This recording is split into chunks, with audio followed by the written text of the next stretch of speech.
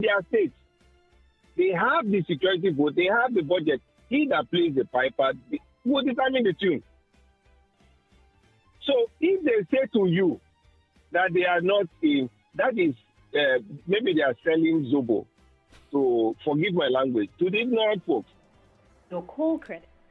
Okay, are we also saying that it is right for us to have state police, as the case may be, because of this continued insecurity in the land? Can we say that the time is also right for us to have state police in place? Hello, Mr. Adekoya. Yes, yes. I'm asking, sir, that is it also right for us to have a state police in place now? I'm talking about state police. He sponsored the act to review the current policing structure and give the state police. And you know that for you to pass such an amendment, the State House of Assemblies must also give some concurrence to it. The governors rejected the bill on the ground that they don't have a budget. Well, fast forward, with the more subsidy, federal government is saving about $1 trillion a month. A balance of trade payments over $18 billion plus. The governors are receiving almost times 2, times 2.5 on their park allocation. What is stopping the governors from now having state police? Well, hello. I'm with you, sir. Yeah, the police is a federal agent, and we know that under this government we have seen a deliberate move, we have seen a deliberate attempt. Even the governors forum, they have endorsed state police. What we are waiting for now is when it will come into effect proper. A state like Lagos State is well funding the police. We have the Lagos State Security Trust Fund funding the police even more than the federal government, and the records are there for all of us to see. But yet Governor Babajide Sanwo-Olu cannot wake up today and give instruction to CP Moshood. It won't gel, it won't fly, because the CP will tell you, I'm not taking instruction from you as a governor. I'd rather take instruction from the IG, DIG, and maybe the IG of police, as the case may be.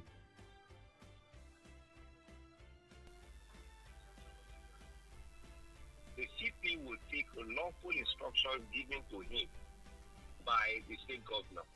Do not forget that the state governor sits at the National Security Council. The police has a national council.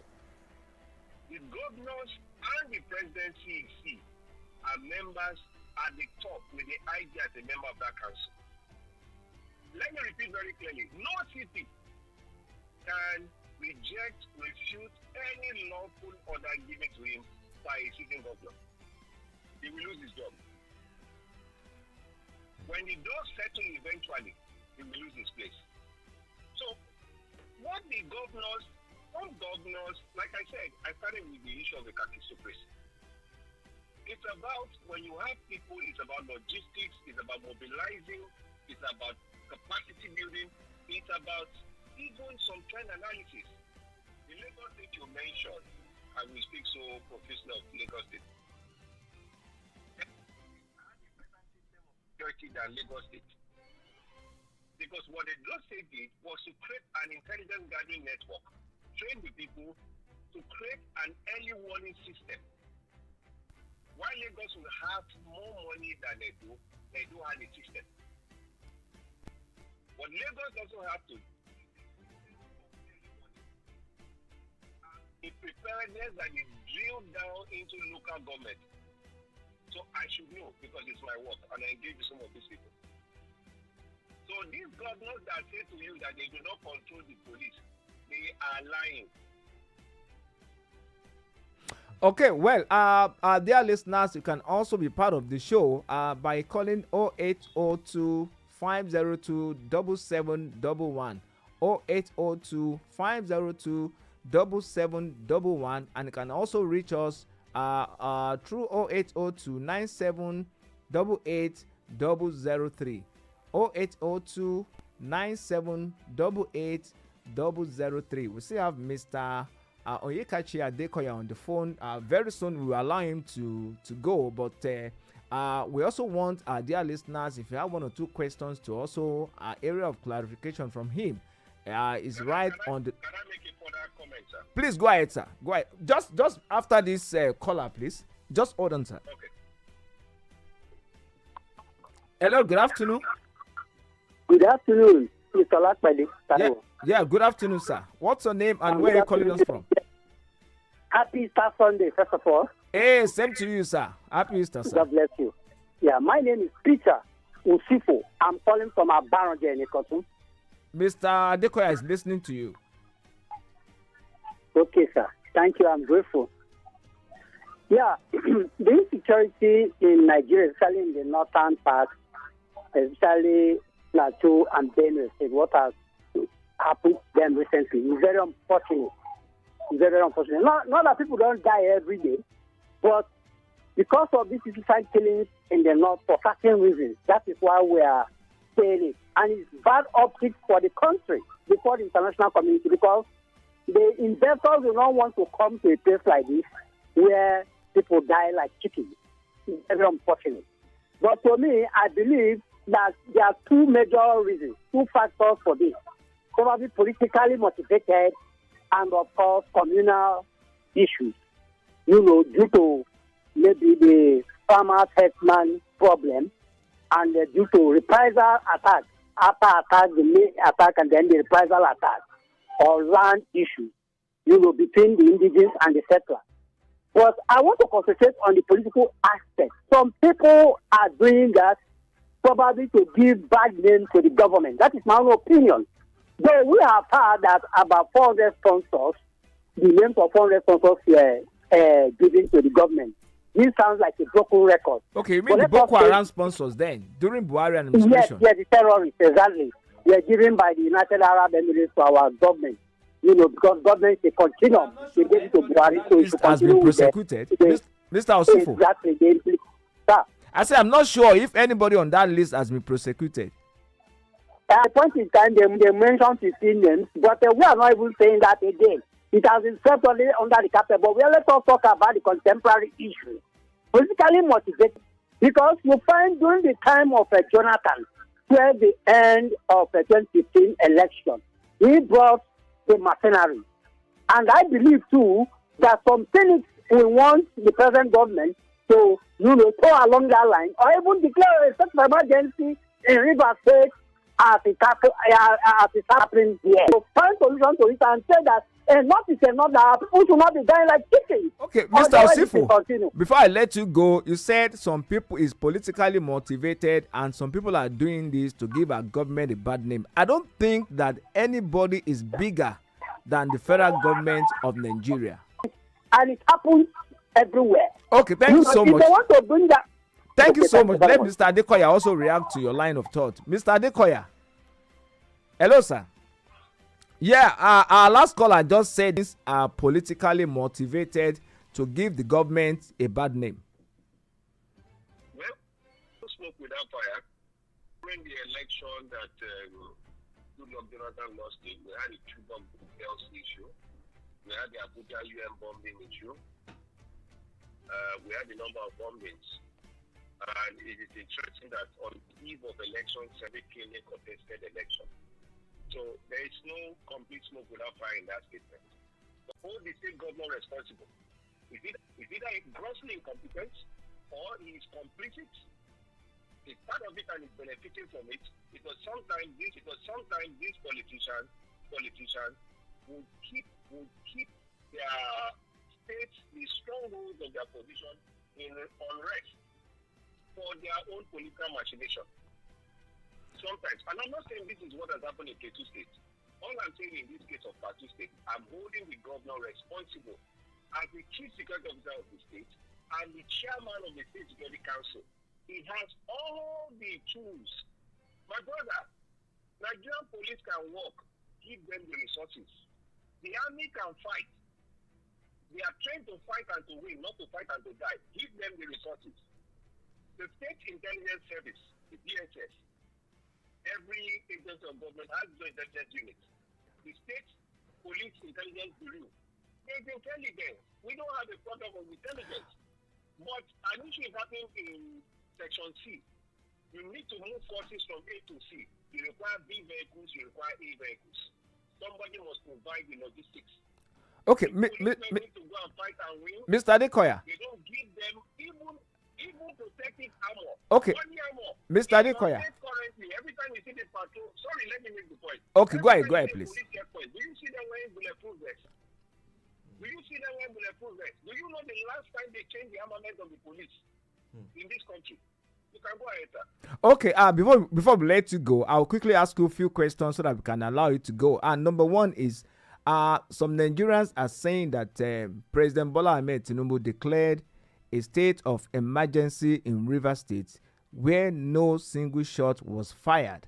But now we have seen spate of killings, deliberate killings in Plateau, in Benue State, that we have even been now having a mass burial in both states. And yet, the president has not deemed it fit to declare a state of emergency, not even in this state, but on security in the country. Do you think the time is ripe for the president to declare a state of emergency as regards security in the country? And secondly, you spoke about that the security apparatus can do their work if they are provided with the wherewithal. And Nigerians are also worried that most of the people that perpetrated these killings, they are not ghosts. They came from somewhere, and when they are done with this act of genocide, they also retire back to somewhere. How come that our military or our police have not been able to fish them out from their hideouts? Those are the two questions before we let you go. Hello, sir. Hello. Yes, on the issue of state of emergency for Rivers State, the president's action was a bit of an overreaction, and we concede to that. But it is not without reason. The president had ramped up oil production to about 2 million barrels per day, a feat that has not been achieved by previous administration. That's about 1.6 million crude and about 400,000 there about condensate. And now he's giving everybody marching orders to increase production to 4 million barrels per day. That's where we are going to now.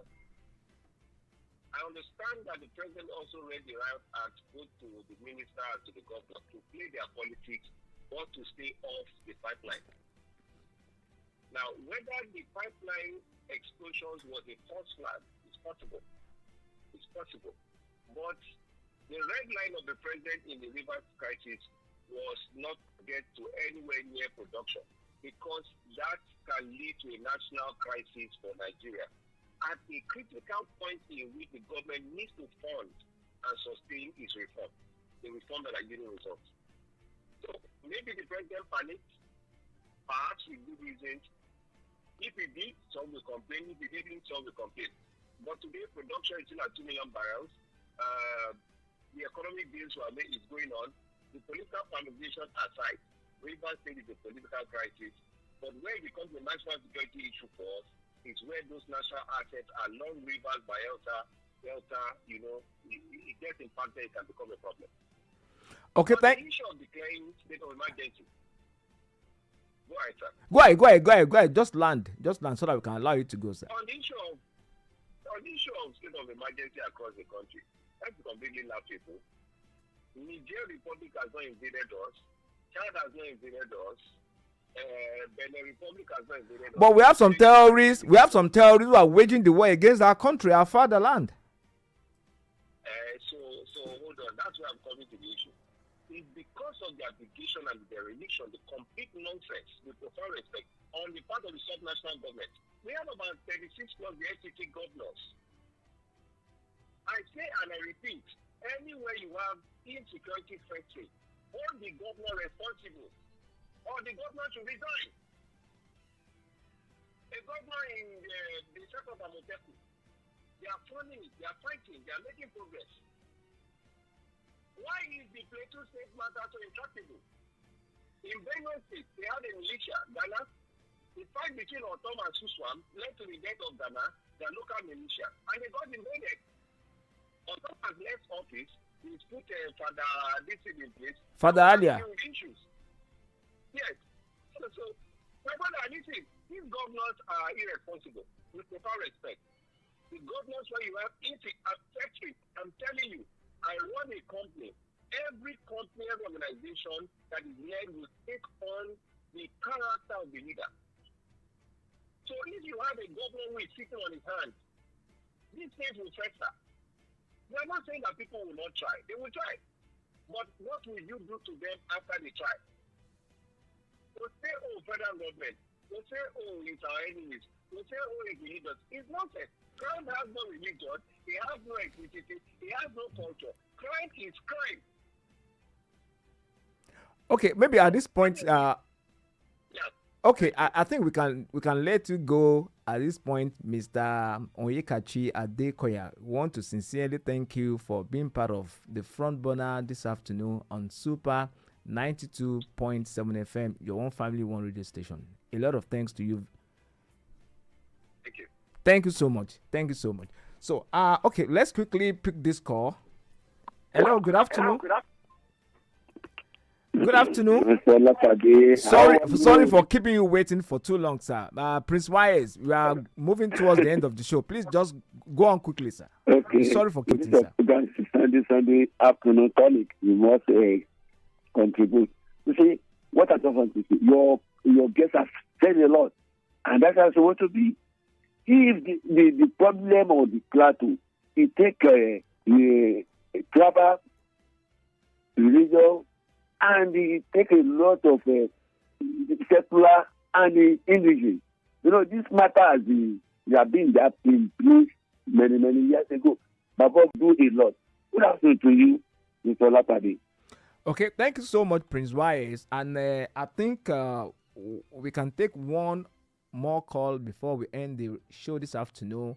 The bottom line is, as Nigerians, we must collectively come together and be our brother's keeper, because like I said earlier, injury to one is injury to all. You can't say because I'm in Lagos, I'm in Oyo, I'm in Ogun, what is going on in Plateau, Benue or Taraba State is of less concern to me. We must show concern and we must ensure that permanent peace returns to the troubled spots in our country, in our fatherland. And that's where we can also have a lot of foreign investments coming into our country. A country where it's plagued with insecurity, with recurring killings on a daily basis, definitely is not expected to enjoy even local investments. You can't invest where there is no security, because you won't want to run investment at loss. How much more talking about the need for us to have foreign investment to further boost our socio-economic development. I think on this note, I would like to say a big thank you to all our callers on the show this afternoon. Starting from Engineer Taiwo from Lagos, Mr. David, who called in from Ijayi. Also, our regular caller, Mr. Peter Osufo from Abaronje Ikotun, and not forgetting Prince